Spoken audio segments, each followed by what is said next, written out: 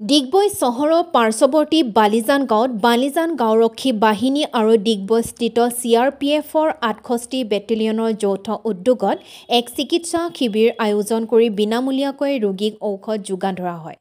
Civic action কাৰ্যক্ৰমত বেটেলিয়নটোৰ commandant KA Ningam, দ্বিতীয় commanding officer Rabindra Singh, Sanjay Kumar, deputy commandant Mayarani আৰু দনিক ৰাজা খান আদি অনুষ্ঠানত উপস্থিত থাকে।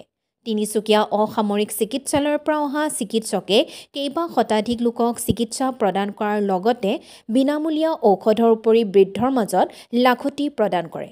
ডিগবৈৰ পৰা বিনন্দ কোঁৱৰৰ ৰিপৰ্ট, অল আছাম নিউজ 30।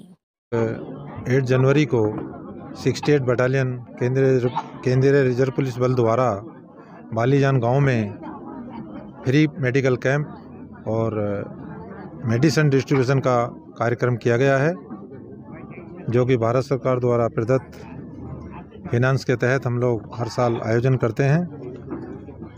इस गांव को यहाँ की महिलाओं का है, उनकी आवश्यकताओं को देखते हुए जिसके अंतर्गत आज हमारे चिकित्सा अधिकारी द्वारा और तिनसुकिया डिस्ट्रिक्ट के डॉक्टर की सहायता से ये कैंप आयोजन किया जा रहा है।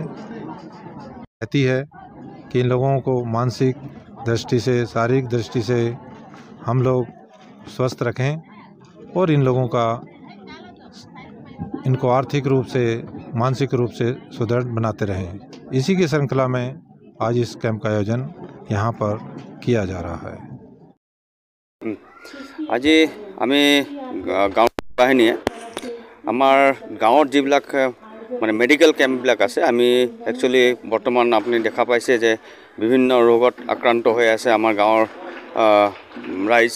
গতিকে আমি এটা প্ৰচেষ্টা চলাইছিলোঁ গাঁওৰক্ষী বাহিনীয়ে, যাতে আমি এটা প্ৰতিটো গাঁৱত এখনকৈ মেডিকেল কেম্প কৰিব পাৰোঁ। তাৰ প্ৰতি আমি CRPFক তেওঁলোকক অনুৰোধ জনাইছিলোঁ আৰু এই অনুৰোধ মৰ্মে তেওঁলোক আজি বালিজান গাঁৱত তেওঁলোকে আজি প্ৰথম কেম্পটো অনুষ্ঠিত কৰিছে। আৰু পৰৱৰ্তী সময়ত আমি আৰু কেম্পবিলাক আমাৰ যিবিলাক গাঁও আছে, গাঁও অঞ্চল আছে, আমাৰ গাঁওৰক্ষী বাহিনী য'ত য'ত আছে তাত আমি এখন মেডিকেল কেম্পৰ আয়োজন কৰিম। আৰু আমি গাঁওৰক্ষী বাহিনীয়ে সদায় এটাই চিন্তা চৰ্চা কৰিছোঁ যাতে গাঁৱৰ সুৰক্ষাটো আমি দিব পাৰোঁ। গাঁৱৰ সুৰক্ষা, স্বাস্থ্য আৰু যাতে গাঁৱৰ মানুহ আৰ্থিকভাৱে টনকিয়াল হয়, তাৰ কাৰণে আমি গাঁওৰক্ষী বাহিনী সদায় কাম কৰি গৈ আহিছোঁ আৰু আগন্তুক দিনবিলাকত আমি এনেকুৱা ধৰণৰ কামবিলাক কৰি যাম।